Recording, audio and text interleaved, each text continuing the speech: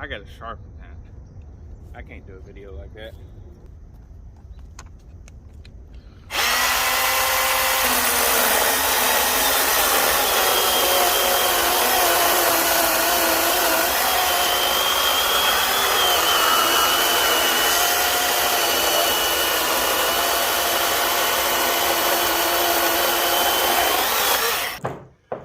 Okay, so the short, sweet, and not so unique is that I would recommend this to anybody that wants a nice little chainsaw to keep around the house, to use in the yard. A big branch comes off of a tree in your yard. You want to be able to cut it up, but that dang old, $100 chainsaw that you bought 5 years ago has got stale gas in it. This is the kind of thing this was meant for. All right, the person that doesn't need a saw all the time. Or if you're a tree guy and you want to have something like this handed up to you. So, now that was the long, short, sweet, unique, whatever you want to call it. I would recommend it to everybody. It's about as handy as a pocket on a shirt. It is one of the better things since freshly sliced bread. And I'd recommend it to you, and your Uncle Inbred Jed. So, anyways, now that is my recommendation of this. If you want to hear me yammer on about it with the details, here it comes. All right. Hello and welcome back to the Novice Lumberjack, where we're going to get into this. First off, what you saw, actually you didn't see it because I probably cut that out of the video.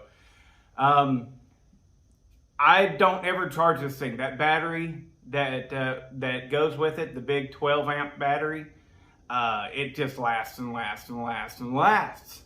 And so this saw just typically sits on that table right at the bottom of it.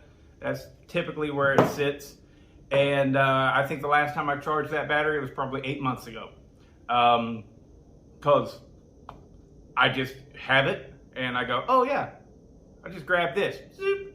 I cut up little sticks of firewood that are too long for my stove, a 2x4 that I just need to trim up, junk that I'm trimming up to fit it into my burn barrel to burn it. It's perfect to just lay around and have. It's great. The only thing, and it will use the M18 batteries, but it does not have nearly as much torque if you're using these. Not nearly as much. So probably not even a third as much. It's a big difference. So if you're getting this, yes, you have to get that great big 12 amp battery. But in a pinch, these will help you finish something off when that battery dies. All right, so what I dislike about it. First, I should tell you about my love affair with Milwaukee tools. It started back whenever I was quite a bit younger. Look, it was probably about 22 years ago, 23. Shoot, that's crazy. But I was aiming a little higher, and I worked in a squadron called Red Horse. You've heard me mention that before. And it was my second trip over to the desert, and we were building some prefab buildings. No, it was my third trip, I think. Yeah, I think it was my third trip to the desert. I think I did 4 trips in total. Anyways, that was a lifetime ago. And putting together those prefab buildings, you're just using self-tappers. And I was young, dumb, full of something. And I've always kind of not known my own strength. I'm a pretty big guy, and besides that, I've just always been active, and so I have strong fingers and stuff like that. I ain't the strongest, but somebody else will be going, I just can't get it, and I'm like, what's going on? So, whenever they told me push as hard as you can for those self-tappers. I mean, we were drilling 3/8 inch self-tappers into big metal I-beams. So you really had to push on it, but I was giving it all I had because they told me push as hard as you can. And I burnt up 2 brand new, right out of the box, DeWalt's. Perfect, big, shiny DeWalt's, and one right after the other within 3 hours. Pushing, all of a sudden, you get a whiff of it and it burns up right there in your hand. And well, I said, this is BS. I'm going to grab the old Milwaukee that we've got. And it sure enough is an old one. It was one of those 7.2 volt, and you shoved the long battery pack all the way up into the handle, and I think there was like a metal latch or a screw to keep it in there. But then for the next 3 months, that's the drill that I used for everything, and it worked flawlessly. And so I've always, ever since then, despised DeWalt tools. I don't buy them unless I have to. Sometimes I do, because like I've got a fence post stapler, a fence stapler gun, and it's DeWalt. They're the only ones that made a cordless one that I could find. So anyways, that's my love affair with Milwaukee. And whenever I saw that they had their own chainsaw, I knew that the battery packs would work on all my other tools. So it was a great fit.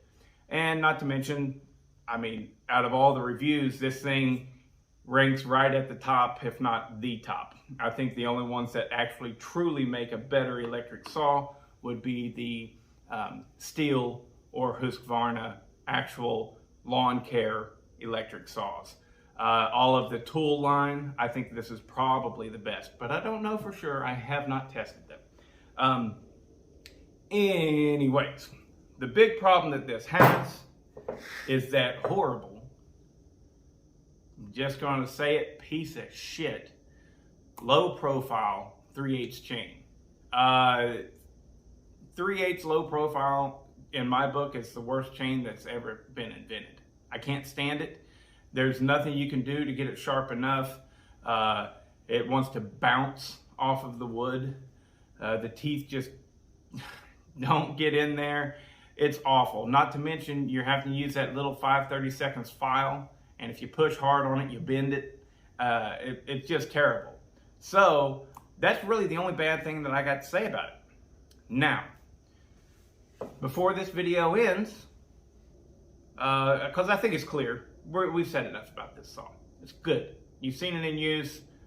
Maybe not as much as you wanted to see it, but watch my other videos and you're going to really see it in use. Because what I'm fixing to do is I'm fixing to stop this video and start another video where I try to put a 325 chain on this. Because I hate that damn 3/8 low profile. So, tune into that and we'll see if I'm successful.